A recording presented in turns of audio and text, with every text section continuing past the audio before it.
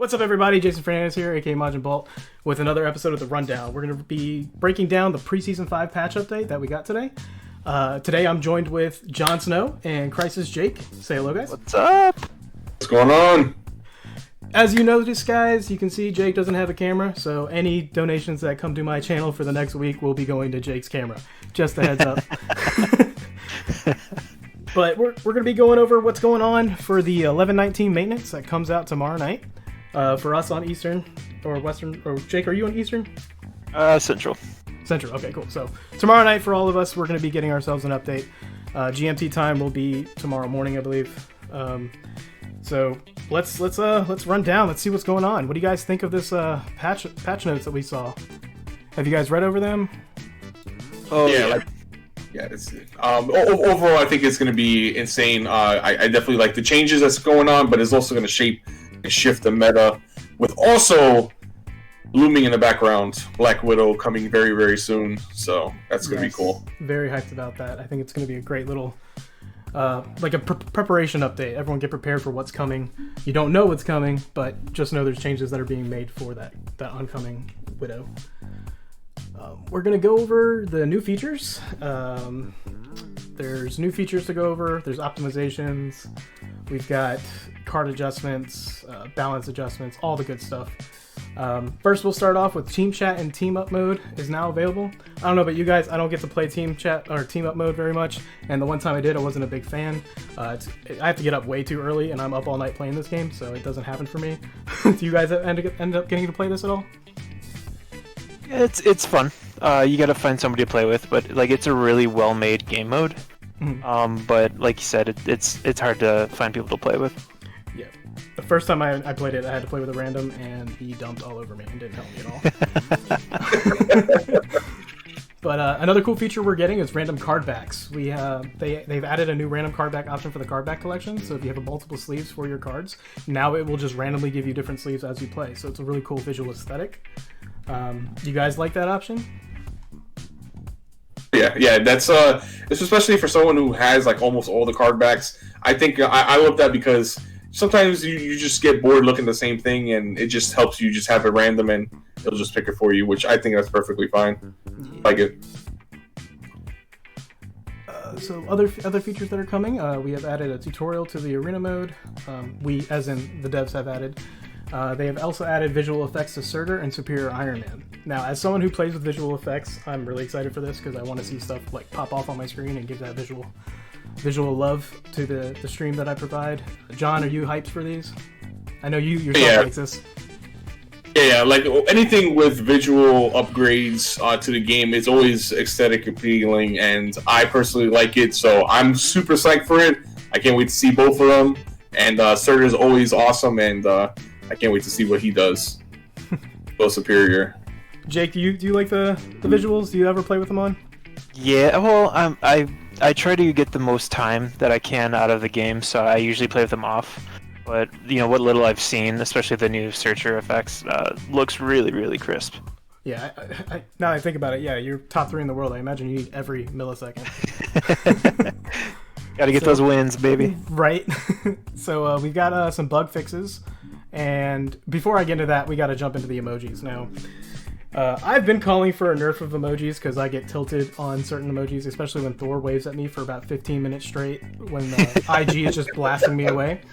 But we are here to announce that emojis are getting buffed. And I'm going to let John take over for this one. If you have the notes up, if not, I will do it, no problem. Yeah, I have it there. There's 3 things, updates. We have optimization for setting up hero emojis. Now every hero can use an emoji that blows other heroes. I actually talked about this with you like the other day because I was like, there's certain heroes that I like that have unique, funny looking emojis, and some of them, like Spider-Man, for instance, his emojis aren't the greatest, but I like using Spider-Man skin, so I would like to always like switch out of it. And I like Elektra emojis, but I kind of don't like her skin because it really doesn't do anything for my gameplay style. Right. So I personally like this because now I can use my skin that I want to use competitively and use my favorite emojis that I like currently. So I think that's a great change. I'm excited to troll people, honestly. I'm gonna be that guy. I see, like I can have the laughing Hela now with the laughing Elektra and the sad Iron Man. Sad Iron Man's my personal favorite because I'm always sad. Yeah, it's one of my favorites. Then we added an emoji slot that can be sent automatically at the start of battle. So that's pretty much like, instead of like waiting custom high, it just does it for you before the start of battle. So that's pretty fine. I know you like Thor's wave, so every battle you can see it. And then it also says we have optimized the look of emoji in the battlefield. So basically, we don't know what that looks like until we actually see it. So it probably might look bigger, smaller, not too sure. So that's something we have to check when that drops. But ultimately, thumbs up for the emoji. Keep it the way it is. Jake, how do you feel about the emojis? Well, I think if you're playing an IG deck, your emojis should be disabled. But other than that, yeah. This is why I like you, Jake. We have that visual. I'm good with everything else. Cool, awesome. So with that being said, we have the bug fixes, which is there's a couple of bugs I didn't even realize was a thing, which is pretty cool. But they fixed the description bug of radar sense. They managed to fix the bug where Moonstone and Yangrog, when they are defeated at the same time, the last word skills could be buffed by Yangrog. Thank God. Yes, that's oh my God. Yeah, that was an issue. Yeah. Like, as someone who struggles against IG and refuses to play them themselves, like, thank God, I'm super happy about this. You guys, how do you feel? Long overdue. Long overdue. Oh. Thank God for that. They managed to because it just basically with Moonstone and Yangrog, that just made them that more scary. Because like whenever having to, like, if Yangrog says that he has to be on the board when you board wipe something, his effect shouldn't have triggered. So having that bug fixed definitely nerfs the deck, or like brings them down a tiers lower than they should be, which I'm happy about. Same here. I can only say thank God again. So they are fixing the bug, or they have fixed the bug where they reconnect the game. Reconnecting to the game would occasionally cause the battle restart from the beginning. Now, someone who struggles with terrible internet, this sucks when it happens, because not only do you reconnect to the game and it starts from the beginning, you're getting a loss guaranteed because you're behind on so many levels of whether the game is just not dropping anything you dropped. There's multiple things that can happen when this happens to you. I don't know if you guys have experienced this before. I play on a emulator, so I can actually play on my computer and keep it hardline, but it actually happens on my emulator more than it does on my mobile phone. Have you guys run into this issue at all? No, I haven't. I haven't done this before. I haven't found that issue. Yeah, I use BlueStacks, and it bugs out from time to time. Yeah. I think it might personally be just an emulator thing more so, unless like someone's connection is just really bad. But I'm happy about this because then I don't get free losses given out, which is nice. They happen to fix the loading progress bug under certain circumstances. I don't know those certain circumstances, but I'm happy it's fixed. They fixed the bug where the status of friends list could not refresh in a timely manner. Now, I do appreciate this because I'm always checking to see if any of my people are on so I can kind of snipe them or play with them. Also, a lot of people like to snipe me on stream, so if they're on my friends list, it's easier to do that, which is nice. That's a very nice change. Or you can watch them now, because now you can actually spectate your friends, which is nice. That is nice. Added. You're spectating in real time, which is really nice. Yeah. I was surprised that that's a thing because, like, you're on a mobile phone. Like that's pretty good quality. It is. The bug where the avatar of players who are using a hero skin cannot be synced in time. Now, I haven't seen this personally. Have you guys? No, I'm not. Yep, haven't seen it. That's good. I mean, obviously they're catching bugs we're not seeing, so that's good. They fixed some display bugs, compatibility bugs, performance bugs, and some other bugs, which is great. They're on top of their stuff. We love it. Card adjustments. Now, this is also really exciting because we're about to get into the about adjustments. Full crystal compensation. After the adjustments, players will be able to dismantle the following cards and get full crystal in return, starting tomorrow. So Doc Ock, Green Goblin, Drax Assault, Chewie, Moonstone, phasing in, and Tony Stark. Since every player has 2 Drax in their starting deck, they can only dismantle up to 2 copies of Drax this time. Now, so Let me preface this real quick. So next week when Black Widow comes out, if you're planning on opening a bunch of packs, disenchant everything here. Even if you use them, just make sure you disenchant everything. And then when you open the packs, you might get one of these cards anyways. And then you can always recraft them. So right. Get the most value out of it. I'm going to be doing it tonight, probably, honestly. yeah, for sure. So now we're going to go into these balance adjustments, which we are in for a show, guys. Number 1, the favorite card of my deck, Doc Ock. Ouch. Previous skill, +1, 2, 4 action times, depending on his level. His new skill, +1, 1, and 1 action time. Now, you're going to see a pattern of this across the board as we go forward. How do you guys feel about this upcoming pattern? Unplayable. Rest in peace, Doc Ock. You were fun, but you are no longer that important in most decks, in my opinion. It's a big yikes because Doc Ock really shines when you're playing the stun version of the deck and you have Green Goblin on board with him, and him being able to attack multiple times to a unit. I actually had this happen yesterday to me, actually, where I had an Ego powered up, and he was my only card on the board, and he was stunned, and my opponent had literally only Doc Ock and Green Goblin, and Doc Ock literally took down a 500-point Ego by himself. Because he was not getting re-damaged because of Green Goblin's skill, and him being able to attack like 5-6 times in a row literally killed my Ego. So that's actually in my live stream yesterday, and that was pretty devastating. So I'm happy to see this, but it kills the theme of the deck where he can attack multiple times and try to board by himself. So it's definitely a big yikes. Yeah, essentially an entire deck just got nerfed out. Yeah, they got pretty much. They were boosted this earlier this season, and now they got touched down a bit. All right, so moving on to Green Goblin. Previous skill, when equipped, gains +1, 2, and 4 actions depending on the level. The new skill is just 1 action across the board, no matter what the level when equipped. Like I said, we're going to be seeing this pattern here as we move forward. Drax, the biggest change to this group of people, as well as his Drax Assault. His power was reduced to 10 from 12. His previous skill was 1, 2, and 4 action times depending on level, and now it's all 1s across the boards. And Drax Assault is no longer useful. So Drax Assault, give a Guardians of the Galaxy character +5 power. Assault, take action and annihilate until the next battle. The new skill just gives them 10 power and annihilate until the next battle. So we have lost a full-on Drax Assault, essentially. Yeah, Drax isn't playable anymore, unfortunately, because of this. But go on. With the update, when the update first happened and Drax became more popular, I thought it was kind of funny. I was like, why is Drax so popular? He's just a common, he's a common card. A lot of people can get him, a lot of people can obtain him. So now he's back down to common status, in my opinion. Yeah, to be fair, he was crazy strong before this change.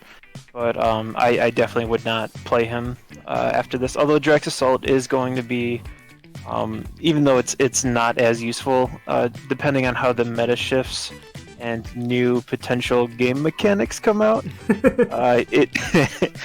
Annihilate's going to be a more important requirement in most decks, but we'll have to see how things unfold. Yeah, we'll see how it pans out. Yeah, like Drax is not completely dead. They didn't remove his power gain every time he attacks, so that's cool that he still retains that. But he's just not gonna board wipe by himself. I mean, he's not gonna have like 6 attacks and just go crazy, and then you still have 5 more units on your board that could have to attack afterwards. So he's not a super powerhouse, but I don't think he's gonna see as big of a play as he used to. Well, yeah, and then for Drax, Go ahead. Oh, go ahead. And then I was gonna say for Drax Assault, again, it's the main issue with Drax Assault is it used to work with Ego a lot because you can give Blood Axe to Ego, and then you give Drax Assault, then Ego will be able to attack at least twice a turn with that one Drax Assault. So that kind of nerfs Ego in a way also. So a lot of people that hate Ego, that's a nerf for him. So that's the thing. again, we'll see how playable Drax Assault is in this coming season 5. Yeah, with season 4, we all know that all of us have been here in season 4 and a little bit of season 3 knows the full potential of Drax. We will no longer see that potential again. So moving on to Gamora, they seem to have made Gamora actually somewhat useful, even though she's still in the 6 drop range. Her previous skill was +1, 2, and 4 action times. She's now seeing +2, 2, and 2 action times.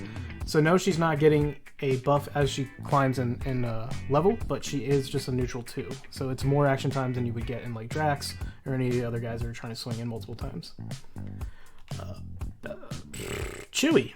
Yeah, I think it's fair. Yeah, I think it's fair.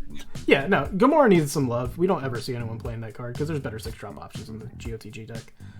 Yeah. So we might see something change. But Chewie is getting nerfed. Hallelujah. The battle style is from attack to support, which, of course, because it's IG is everything support. Previous skill was Assault, defeat all friendly characters with power level lower than this card. The new skill is before taking action, defeat 2 friendly characters with power lower than this card. So now it's changed, and it's no longer as powerful, giving the board wipe situation. It's a good change. Mm-hmm. It's definitely a good change. I think it's much more balanced for the deck. It's not as hardcore, and especially with the Yanrog nerf, it's definitely helpful. It's pretty big. It's a pretty big change because now, as the intergalactic player, you actually have to be very careful on how do you place your board, because now you want Chewie to be able to eat multiple Moonstones, but then he can also eat your Marvel, which is going to kind of mitigate the buffs that he's going to get. So now you're playing Marvel, and Chewie is going to be kind of like a little bit iffy on placement and stuff like that. So now you got to be more careful on your board power presence. Right. So it's going to be interesting. I can't wait to see what people come up with this. But yeah, I think Chewie definitely got a notch down a bit too. I feel like people are going to have to go back to the old school ways of IG where you're more aggressive and you're swinging in for that damage with the triggered abilities on swing. Probably. So we have an Electra buff, which is pretty sweet. The power from 4 to 7. The abilities are all still the same, so we're going to see some love for our girl Electra and her deck. Because the next update is pretty exciting to read. Blade. Blade has a big update. So his previous skill was Invocation. For each completed quest on the battlefield, gain +1, 2, and 4 action times. So he was kind of like the Drax, but a 6-drop Drax for depending on your quests.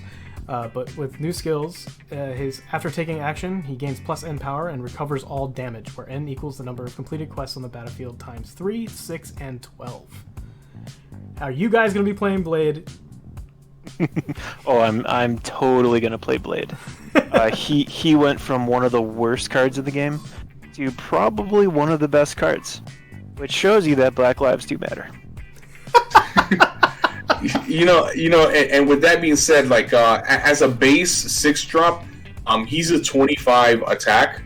So when you get him to 2 stars, he's 50, and then 4 stars, he's 100. So now, if you're thinking about it, he's gaining back any damage that he has, and he gains number 3, 6, 12 times of the power of the quest. So a 1-star Blade minimum is what? Times 3? So 3, 6. Normally you'll probably have like 5 quests done, so it's 3, 6, 9, 12, 15. So base 25, he'll be a base 40 for 1-star, give or take, and that's just like pure minimum. So like he's gonna scale super high, big, super fast. He's gonna be a major powerhouse, I feel. And the only thing is though, he's only taking 1 action, so that's the bigger of a nerf. So he doesn't attack frequently, but he's just gonna be so big that it just doesn't matter. But the fact that he recovers all damage, so even if he's swung at, is that going to affect him? Unless he gets killed in 1 hit. Well, yeah. Well, the thing is, though, like just as a base 1-star, he might even just scale to like 100 power, just like turn 1 on 1-star, and every time he attacks, he recovers the damage. So basically, he's going to be not only a great aggressive card because he'll just be able to kill anything wherever he hits, and he gains all that life back. and then he'll be a good tank because now whenever he gets hit, he's not gonna get one-shotted, which most of the time that's not gonna happen. So, and then when he attacks again, he gains all that attack back. So it's gonna be fun to see what Blade is gonna do. I'm actually super excited. I'm definitely excited to build with him. I think I have 4 of them, so I'm excited. That's crazy.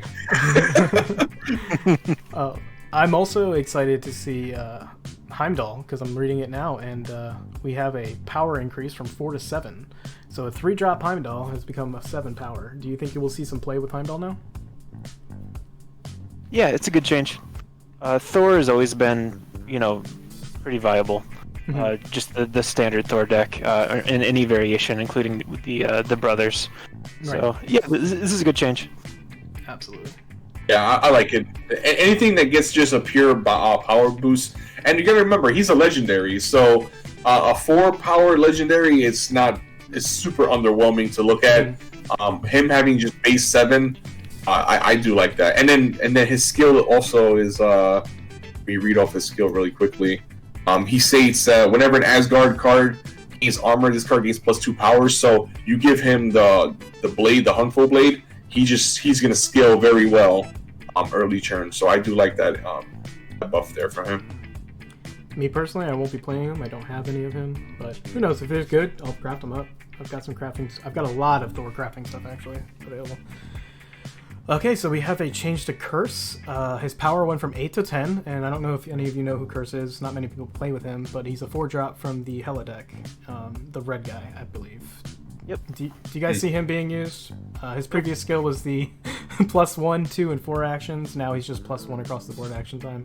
So if anything, he's just not seeing play more. Oh wait. So he has Annihilate, doesn't he? That's one of his abilities. That he does. Yes. I believe so. Yeah, he's gonna see a lot of play then. Oh yeah, you're right. He definitely will. I think he will. He does have Annihilate with the +1. Yeah, so a stat increase from 8 to 10. So that's really significant, and with Annihilate, that's pretty good too. So see. Alright, so Ant-Man, his previous skill was +1, 2, and 4 action times. It's now 2 across the board. We have phasing in nerf. So this has been on the topic of discussion for quite a bit in the pro chat. But the previous skill for phasing in was remove a friendly character and assemble a random 4-cost character with the same star level. The new skill is remove a friendly character and add a random 4-cost character card with the same star level to your hand. Thoughts? Needed. This is a really good change. Phasing in was way too broken before. Yeah, for people that may not know, assemble is a really good keyword that they have, is that you get to choose your 3 cards, which when you get to choose something, that's always good. Now this time, it's completely random, so you don't know what you're going to get, and there's a lot of 4-cards out there that are terrible, so paying 4 to get rid of a guy to get a random 4-cost that may be very bad. This card got super nerfed and is definitely not going to see any type of play anymore. Opinion. I don't know. You might get a Drax. A nerf Drax, nice. So yeah, phasing in change is really good. That also really takes a big hit on a deck that's currently meta, which is fine. There's just new meta decks coming. So our 13th change is Ultron. The previous skill was +1, 2, 4 action times. Your other support characters gain +1, 2, and 4 action times. The new skill, the adjacent support characters gain +2 action times. The adjacent support characters and this card gain +2 action times. All your support characters gain +2 action times. So this looks like a positive change in my opinion. It's not 100% like buff, but it's neutral. It's a neutral nerf in my opinion. What do you guys think? I think it's a good change. Since Ultron's a 5-drop, the likelihood of 4-starring him is less likely, because right now the meta is really quick and games don't last that long. So it's definitely a buff to Ultron in general. Yeah, I think this is a good change. That's fine. I have no complaints. Ultron is still doing Ultron things, giving your supports more action. The good thing is though here is that the previous skill on a 1-star they only get +1 action. Here they actually gain a +2 action. So a 1-star Ultron is actually better now than it was previously. It's definitely a buff. Yeah, so it's definitely a nice buff there, and yeah. So I think he's still gonna do. You know what I mean? If you're playing supports, you're still gonna fit Ultron somewhere in your lineup. So I think that's okay. All right, cool. So we're all in agreement. Moonstone, yay! Previous skill, last words deal 4 damage to 3 opponents, triggers 1, 2, and 4 times. New skill is last words, deal 3, 6, and 12 damage to all opponents. Now, that's an increase. How do you guys feel? I like it. I think it's a good halfway point. Yeah, it's the thing with Moonstone is that the triggers. Every time she triggers, Marvel and Kamala Khan gain their buffs, their abilities. So now she only triggers once. So now they're not going to scale as high as they used to now. So even though she's dishing out more damage per se to everybody on the board evenly, but she's not triggering that many times now. So she actually got a nerf in that regard for that specific theme of the deck for Marvel and Kamala Khan of the multiple triggers. So she did get a nerf there, but she got a buff on her damage. It's like Jake says, like it's a neutral point that she's in right now. So yeah, it's they're gonna trying be to meet in the interesting middle. to see. They want to meet in the middle with the community, it seems, which is good. It also makes Jan Rog less effective because since there's an triggering 4 times and then each trigger is buffing because of Jan Rog, that loses its effect now, which is good because I hate that card and should be removed from the game.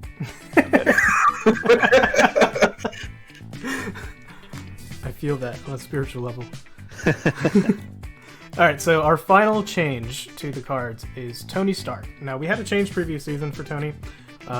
It was a significant change. He's still useful, but it was pretty much a nerf. Now, Tony Stark won't assemble the following cards anymore. AI Assistants, Kree Blaster, Hydro Bomb, Bullseye Throwing Knives, Suitcase Armor, Spider-Man's Mask, Mad Driven Bomb, Accuser's Hammer, Moonstones, Nanotech Symbiote, Gungar, and Stormbreaker. What do you guys feel about this change? This is a great change. So it makes it so that if you play Tony Stark now, you're actually giving your opponents useful items. It's a good change. Yeah, I was going over this earlier with Margin, where I was trying to read. I was trying to see like what was the bad cards that were given away, and now what is left. And actually, they got rid of some bad cards. There's still some bad cards left in the pool to give your opponent, but that window for especially for the 4 cost, there's a lot less bad stuff to give to your opponent. So you kind of might want to really have to consider what you're going to give to your opponents now, because there are some cards that are really still too good that you don't want to give to your opponent. So I guess that's what the devs are trying to do. They're trying to basically it's trying to if you're going to gain more gems, and you have to give your opponent something good now. So that's the risk of playing Tony now. I'm in agreement. I like the fact that they're taking out a lot of the big stuff. So you're not throwing out those really big, awesome cards like Stormbreaker and stuff to your opponent when they don't need that in their deck. Like that card, they say a card doesn't, they're building around shields, but they don't have the Stormbreaker because they're not running Thor. If they get the Stormbreaker, it's just guaranteed win. So we have that completely out of the loop, and that, in my opinion, is great because they still allow you to give good cards away, but it's not game-breaking cards for decks that don't require them. But yeah, that's all of our cards. All the changes that are coming here tomorrow night. I'm really excited. I think this is a really healthy change for the meta. I think we're going to see a lot of big changes, not just tomorrow night, but in a week here when we do get Black Widow. A lot of this is to prepare for what's to come, and I'm hyped. I'm happy to play the game again. I've been feeling a little stalled out, playing the same thing over and over again, constant IG decks, but hopefully we'll see a little bit of a change here that's going to make it a little bit more fresh to play. Yeah, it'll be interesting to see what decks kind of rise now. because this really took out like the top 2 or 3 decks simultaneously. So it'll be a good meta after this. People are gonna start crafting and theory crafting. I'm hyped. Yep. Yeah, I can't wait. I just want to see how disgusting Blade is going to be now. That's what I'm looking forward to. Yes. I can't wait to see that. All right, so that wraps up our video. If you guys want to do a quick shout out to your channels, more than welcome to. Everything's listed below. But yeah, follow me on Twitter, Real Majin Bolt, YouTube Majin Bolt, Twitter or Twitch Majin Bolt, which you'll be seeing this on. John, go ahead. For YouTube and Twitter is Jonathan Snow 88. For Twitch, it'll be Jonathan_Snow. I stream not regularly, but when I do stream, I stream for a pretty good amount of time. And yeah, that's my socials. Pretty much all my content is on YouTube, so ignore the other 2. CrisisJake Gaming. Hit me up. Awesome. All right, guys. Thanks for joining me. I really appreciate this. Hopefully, we'll do another one sometime soon when the next patch notes come out. But until then, we'll catch you all on the battlefield. See ya. Later.